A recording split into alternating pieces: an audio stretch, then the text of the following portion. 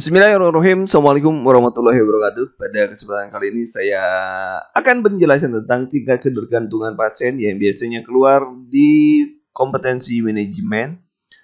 Ini bagian dari teknis ya. Tapi juga bisa keluar di uji kompetensi.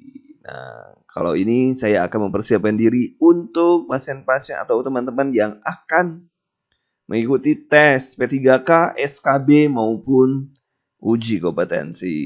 Kita lanjutkan dengan tingkat ketergantungan pasien.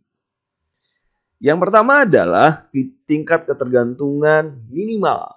Nah, tentunya bahwa yang minimal ini adalah yang paling tidak tergantung. Apa tandanya? Yang pertama, yang paling minimal adalah tidak tergantung ini adalah hanya membutuhkan 1 sampai 2 jam per 24 jam. Jadi ya hanya membutuhkan tidak lama sebenarnya, dari 24 jam hanya 1 atau 2 jam saja.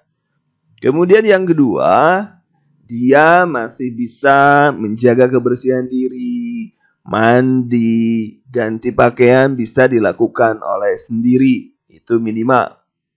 Kemudian selanjutnya, makan dan minum bisa dilakukan sendiri. Nah, itu makan dan minum bisa dilakukan sendiri. Selanjutnya, ambulasi dengan pengawasan. Jadi kalau misalnya ambulasi dengan pengawasan, misal pada pasien frakturnya fraktur kaki misalnya. Kan pasiennya itu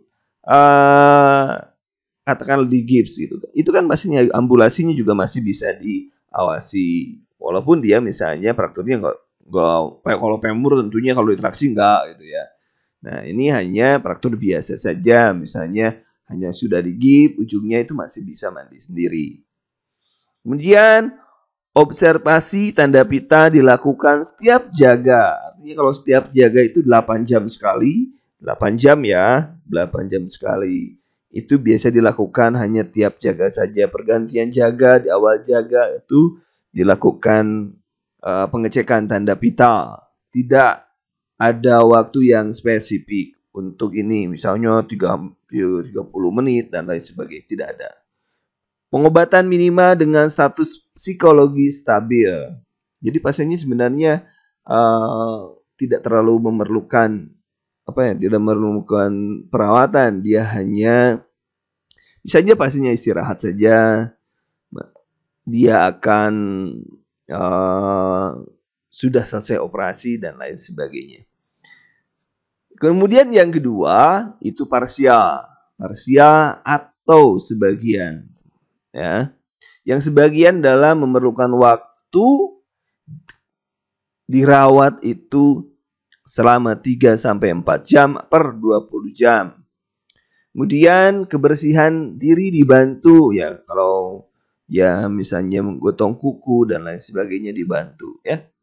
Makan dan minum dibantu, termasuk juga mungkin mandi juga dibantu. Makan, minum dibantu, itu sudah parsial. Dan pengobatan lebih dari sekali, bisa pengobatan itu macam-macam, bisa pemberian obat, ya pemberian obat pagi, siang, sore. Jadi tapi yang lebih dari sekali. Kuncinya lebih dari sekali. Dia pasien di kateter urin, ya dipasang kateter.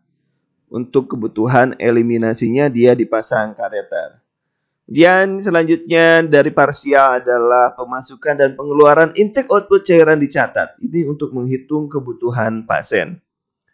Kemudian persiapan pengobatan yang memerlukan prosedur. Misalkan pengobatan yang memerlukan prosedur, misal mau operasi, pasiennya mau operasi dan lain sebagainya. Kemudian yang terakhir adalah perawatan total. Tadi minimal, parsial, dan perawatan total. Memerlukan waktu 5 sampai 6 jam per 24 jam. Kemudian semua keperluan pasien dibantu, termasuk perubahan posisi pun dibantu. Dan observasi tanda pita dilakukan tiap 15 menit. Makan melalui selang nasogastrik tube. Kemudian terapi intravena menggunakan IP, bisa juga melalui selang ya tentunya. Dilakukan penghisapan lendir dengan suction, pasien-pasien suction itu itu berarti sudah total. Kemudian pasiennya gaduh gelisah atau disorientasi. Nah, itu tanda-tanda, dan ini adalah, Anda jangan lupa di website saya di bimbakanduru.com. Kemudian silahkan subscribe, like, dan share di Bimba Kanduru, karena saya akan memberikan materi-materi yang terus diupdate tiap harinya. Dan jangan lupa juga di follow di Info Kanduru, serta kalau Anda ingin menghubungi saya memesan sesuatu produk yang saya buat, silakan bisa di 0813 1355 5657. Terima kasih, kita sudah selesai menjelaskan tentang tingkat ketergantungan. Jangan lupa subscribe, like, dan share, dan silakan komen. Terima kasih. Assalamualaikum warahmatullahi wabarakatuh.